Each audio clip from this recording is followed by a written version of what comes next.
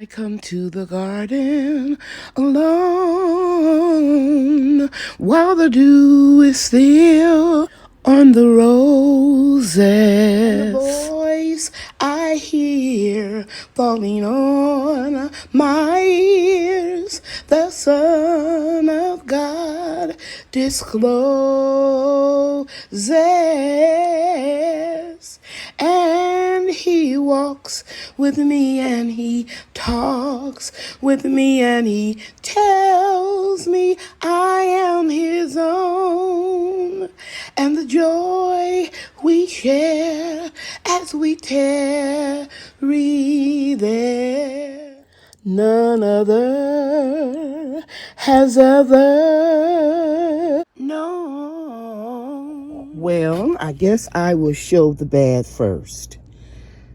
This was my experiment. Let me step back and show you the butternut squash. And when I sowed the seeds, I was going to see if I could grow them in the summertime, providing I give it shade. And I did. It has ample shade. And the location that it's sitting on the patio, it gets a lot of shade. But even with that, I put the 50% shade cloth on it. Now, I'm lifting it up today so I can show you that the leaves are doing really bad. They're suffering. It's too hot. At first, we had all female flowers and no males. And you can see this has not been fully pollinated, so we're going to lose it. This one is not going to work either because I can feel it's getting a little mushy. But of course, this was a female, and here's a male, and here is a male that I moved or plucked off. And I'm going to try to pollinate if I can find a female that's with the embryo, as some people call them, attached here with the flower, but I really don't see any. So that's a male. And here's a female. I could tell it's getting mushy. It wasn't pollinated properly. And so I'm going to give it about another week or so, since the weather is a few degrees cooler today, to see if I can get or salvage any of the blooms. Now, here's a female. You can see the embryo here, but the flower hasn't opened. And if it had opened, I could take this male flower and pollinate the female. So I'm going to wait a couple more days. And because we're going to have temperature over 100 degrees very soon, in a few more days. Okay, here's one, but the flower isn't open. I'm going to try to just push it back and pollinate it anyway. There it is right there. There's the flower. And I'm going to try to just force pollinate it right there in the center. Okay, so right there, I joined the two together, and I'm just going to brush it across a couple of times, and we'll see in a few days what happens. Kind of feel like I'm doing something naughty, but I'm just going to rub that all around in that area with one hand. I'll do it more off camera. So as you can see here, it's more pollen on this one, and I'm just rubbing it all around. Okay, let me see if I can find another one. Well, unfortunately, that's it for now. But we still have some male blooms. Okay, so guys, remember, this was just an experiment. I usually grow butternut squash in the fall of the year. And I will continue to grow some more butternut squash in the fall of the year. But I wanted to see if I had the space. And I wanted to see if I could do it. And I realize now that I probably should have followed my first mind and grew me more kale. Okay, here's one. The bloom isn't open, but I'm going to try to force it. I'm going to do in vitro fertilization. I'm just going to try, guys.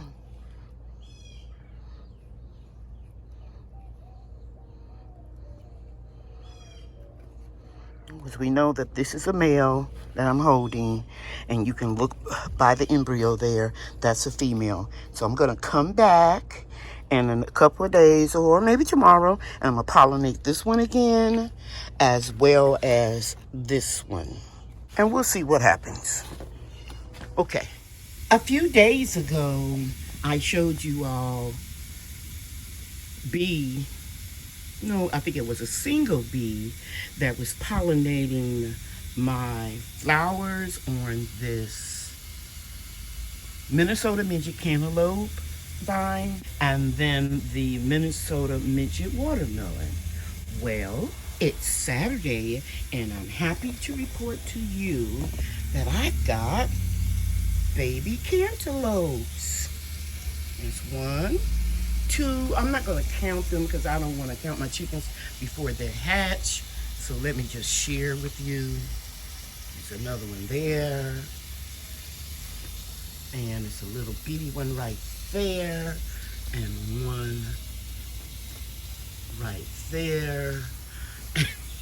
Here. I'm so excited, guys. I love gardening.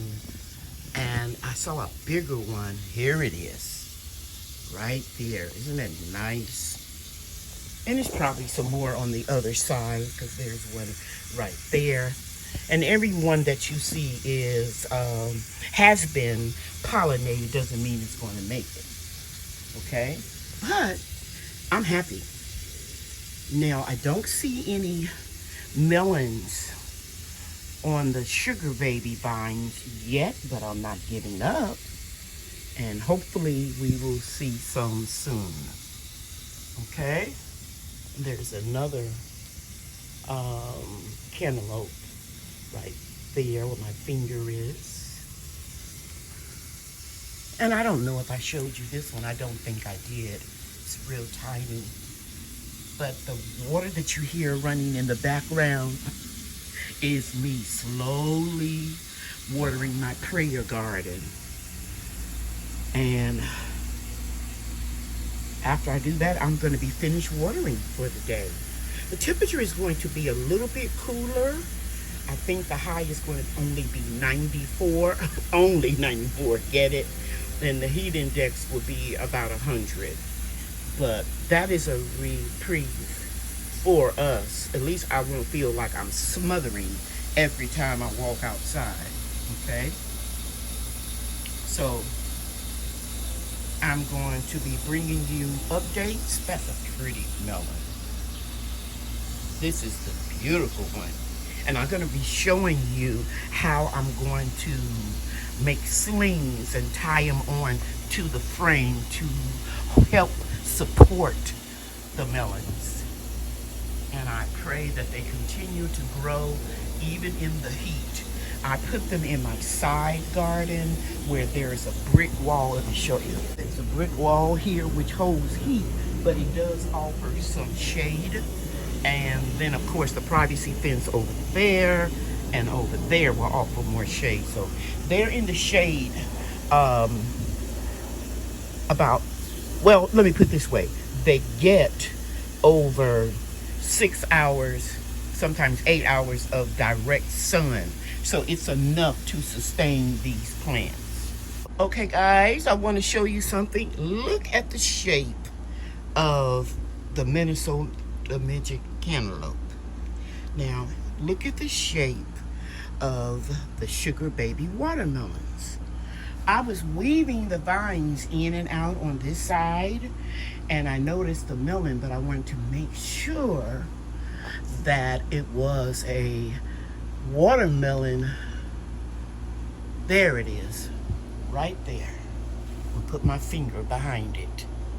See right there? That's the first baby watermelon, sugar baby. And look at the leaf, the shape of the leaf that is coming from, which is completely different from this shaped leaf. So I was wrong when I said I didn't have any watermelons on the vine yet. I do see one. So I'm excited. Okie dokie. I'll bring you updates in a few days. And today is Saturday. Well, it is Saturday afternoon, and the weatherman was incorrect because the temperature is currently 98 degrees, of course, with a higher heat index. I went outside to the greenhouse to do my second watering of the day, and boy, I didn't last long. I had to run back in the house because I felt like I was smothering. Anyway, let me show you what else I have to share with you. Well, it's Father's Day, Sunday afternoon, and we're finally getting some rain. First time, wow, I think in about a month, really, guys. I would have to check and see, but I am so grateful that we're getting a slow, drizzling rain. And that's the kind that you need, that will really benefit your crops, especially your trees. They need to be slowly watered. And we're capturing some more rainwater. I think I better go let that umbrella down over there, just to be on the safe side. Okay. It is Monday morning. It's a holiday, Juneteenth. And I had to make some adjustments to my shade cloth because I noticed that my citrus trees were in trouble.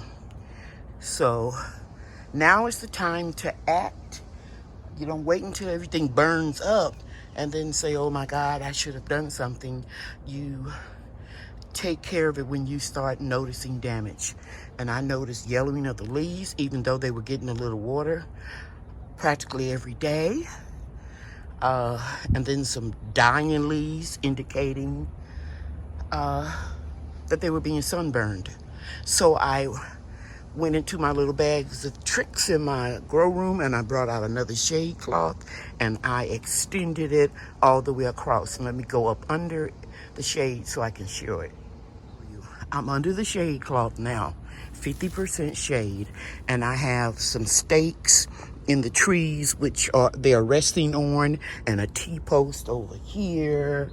Hope I'm not going too fast. And a trellis here, and that allows me to clip it on. There's another T-post back there, and I just use the clips that I always share with you guys. And by any means necessary, I'm providing some shade because you can look at those yellowing leaves right there. And then I'm going to walk over here and show you some damage. And this is the weakest link. This is the Miho Satsuma that was damaged in the polar freeze of 2020. So it's already weak. It couldn't handle that much sun. So I'm going to prune this really well today and take off more damaged parts.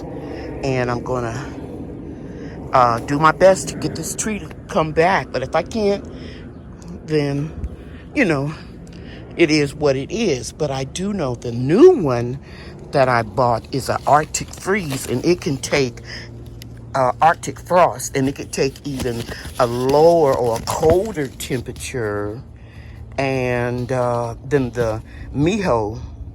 So it is cold hardy. After they get mature, it can take a temp as cold as 10 degrees.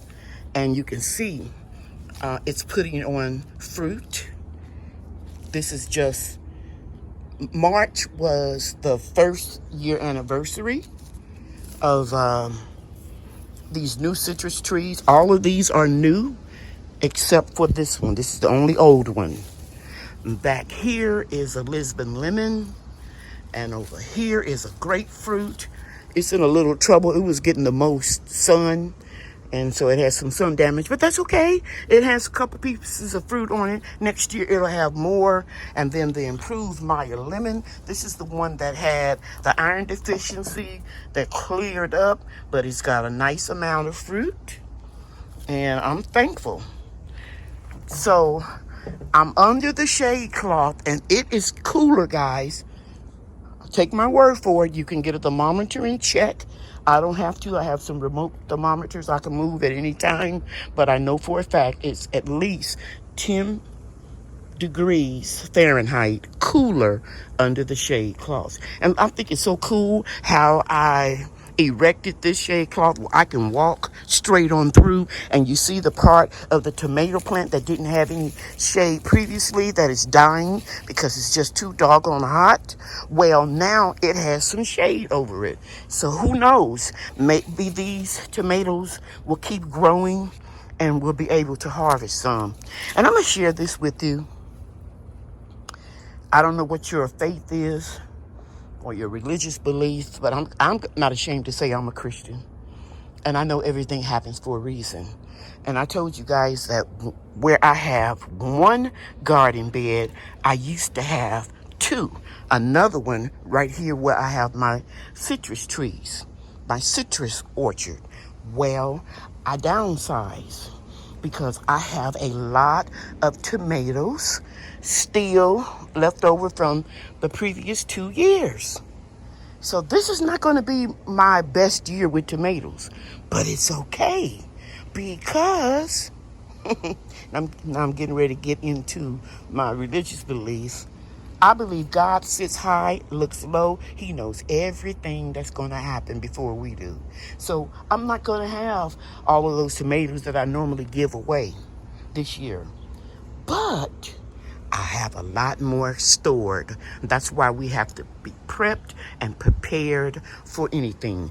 Another thing I want to share with you, this apple tree is the last apple tree that I bought last year. It is a pink lady. It was over here in full sun, and it's showing signs of leaf curling. So what I'm going to do is I'm going to put another pole right here any way that I can and lift that up a little bit so that the shade cloth won't be just laying right on top of it, bending it down. It won't hurt it, but I've got to find a tall pole, and I think I have one. And you see how the wind brings it up anyway? I have a tall pole that used to be on my gazebo that died in that polar freeze. It crashed with a lot of snow on it. I think it's taller than the T-posts that are 7 feet. And I'm just going to put it in the ground and elevate this up a little bit higher. Another observation I've noticed, and I'm going back under the shade cloth next to the trellis, I noticed that my begonias that were really a deep reddish orange, and the leaves were brighter than this because they're getting a lot of shade. They have turned a dull color because it is not getting the sun to help create as much photosynthesis as it did before. So know that when you put a shade cloth on, you may get a little bit difference in the growth and the vivid colors of your plants. But I'm not worried about this because these plants are 2 years old. I went over, how you say that? I winterized them in the greenhouse. Okay? So I'm not worried about it. I know that they will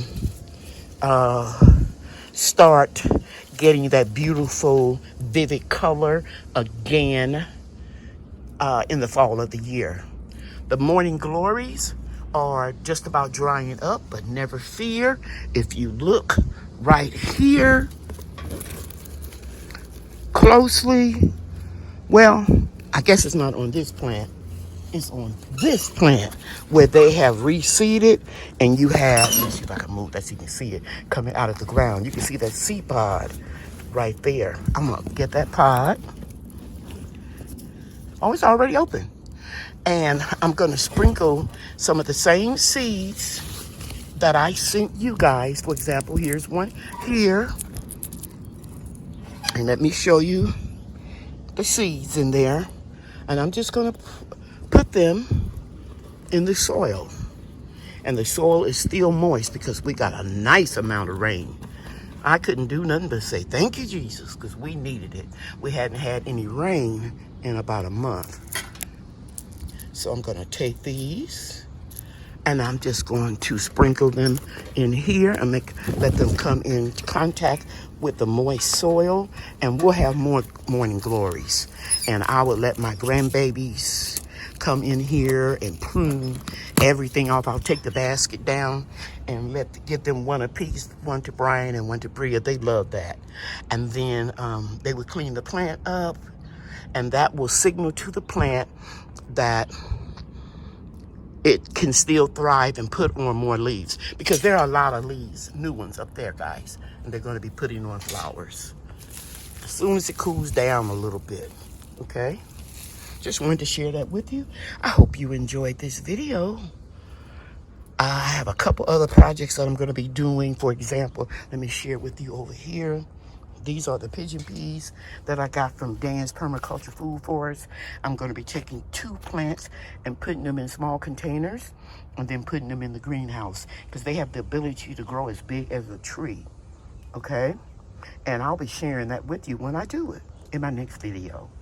Thank you all so much for watching. If you haven't subscribed, please do so at this time and hit that like button. Thank you. Bye now. We and I are getting this order ready so that we can ship it. And we always take pride in our orders. Right, Bria? Yes. Okay. Bye, everybody. Bye.